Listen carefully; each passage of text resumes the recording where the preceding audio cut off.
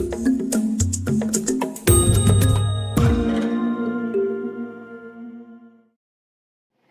guys, it's the MedStudier here today, and we're going to be looking at pneumonia.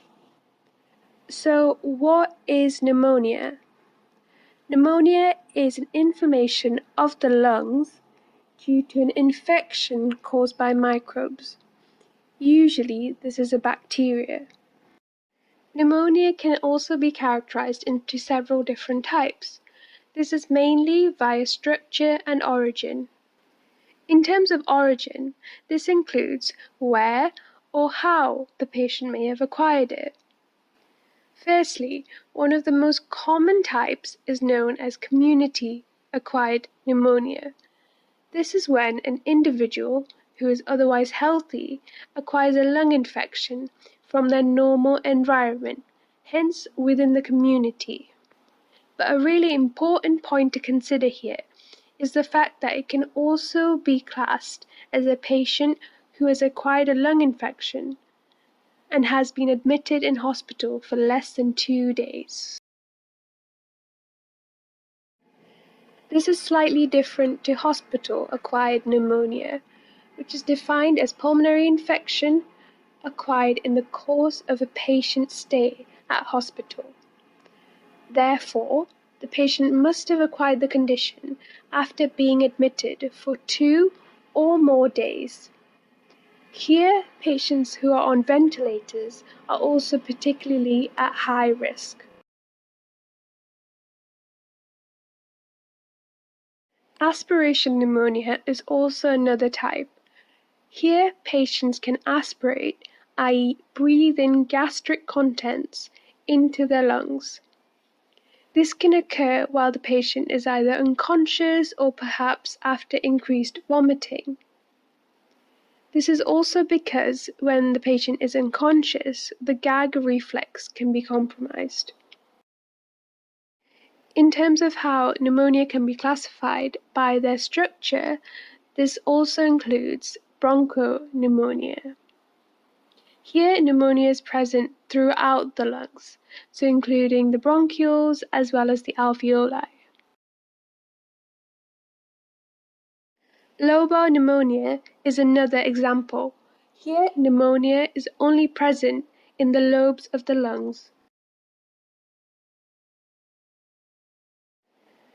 So let's have a look at some of the protective factors of the lungs now, and how these are affected when an individual contracts an infection and leads on to having pneumonia. Firstly, we have cilia on the epithelium of the respiratory tract. The specific epithelium is known as pseudostratified columnar epithelium, and these have cilia which move and beat away mucus as well as various pathogens upwards. Another example is the cough reflex. This is needed in order to remove unwanted material from the respiratory system. Immune cells, such as the resident alveolar macrophages, allow us to phagocytose foreign and harmful substances. The macrophages also allow chemotaxis to occur.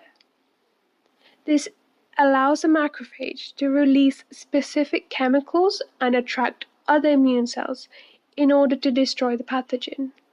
So, in terms of risk factors, this includes anything that makes your lungs a lot more susceptible to having an infection. Hence, it would include anything that would cause a defect in the protective mechanisms that the lung has. For example, smoking is a risk factor because it causes a suppression of neutrophil function and also causes damage of the lung epithelium. This means that the cilia cannot remove harmful substances from the lungs. Sedatives and any damage to the brainstem can also prevent a cough reflex. Immunocompromised patients are also more susceptible to pneumonia. This includes HIV, sepsis patients, and also anyone on treatment with chemotherapy. Similar to other risk factors, this also causes a suppression of the immune response that a person may have. Overall, these risk factors of pneumonia ultimately cause damage or defect in the protective mechanism that the lungs have. Now, let's have a look at some of the signs and symptoms of having pneumonia. Common symptoms of the disease include coughs, difficulty breathing, increased heart rate, high temperature, also known as pyrexia, chills, chest pain, etc. Remember, these are just some of the most common symptoms, as there are many more. Moving on to the mechanism of disease for pneumonia and how it may cause some of the symptoms that we've just discussed. Firstly, due to the various risk factors, an individual may take in a pathogen. This is most commonly a bacteria known as Streptococcus pneumoniae. However, it's really important to remember here that the pathogen can be of any sort, including viruses, fungi, etc. Bacteria are just the main common type.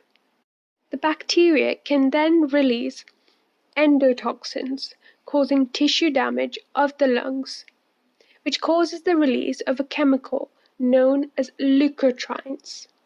Leukotrienes can cause increased vascular permeability and chemotaxis. This means that there are more immune cells coming to an area of damage in the lung tissue. The vascular permeability also causes an increased fluid leak and edema. Leukotrienes additionally also cause a bronchospasm, as they bind on to the smooth muscle cells of the respiratory tract, causing them to contract, meaning that the person may not be able to breathe properly. One of the main immune cells involved are mast cells, which release histamine. So similarly to the leukotrienes, this is another chemical released, and this can cause increased dilation of the blood vessels, as well as vascular permeability. Now, we already know that macrophages are also present within the lungs. So these macrophages will try to prevent further damage by engulfing the bacteria, i.e. phagocytosing the bacteria. This causes a further release of cytokines such as IL-1 and TNF-alpha, and hence causing an inflammatory response. Therefore, overall, this process causes increased inflammation and fluid to be present within the lungs. This increased buildup of fluid instead of air in the lungs is known as consolidation.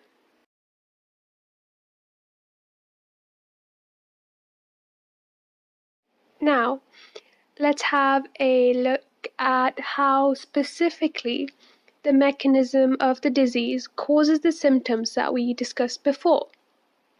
Firstly, fever, also known as pyrexia, can occur, and this is due to the systemic inflammatory response, and specifically caused by the cytokines TNF-alpha and IL-1. Shortness of breath is also another symptom that we looked at.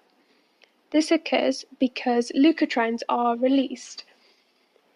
This then causes the contraction of smooth muscle cells within the respiratory tract. The increased fluid accumulation from the inflammation also causes reduced diffusion of the gases, therefore reduced exchange of carbon dioxide and oxygen, and hence hypoxia occurs. This buildup of carbon dioxide triggers the peripheral and central chemoreceptors to activate the respiratory center in the medulla, and hence leading the person to breathe more heavily. A productive cough can also occur. This is due to the irritation of the airways because of the increased fluid buildup. Hence, our body tries to remove this via a cough reflex. And that brings us to the end of this video. Hope you guys really enjoyed it. Remember to like, subscribe, and comment below. And follow me on Instagram at the MedStudier.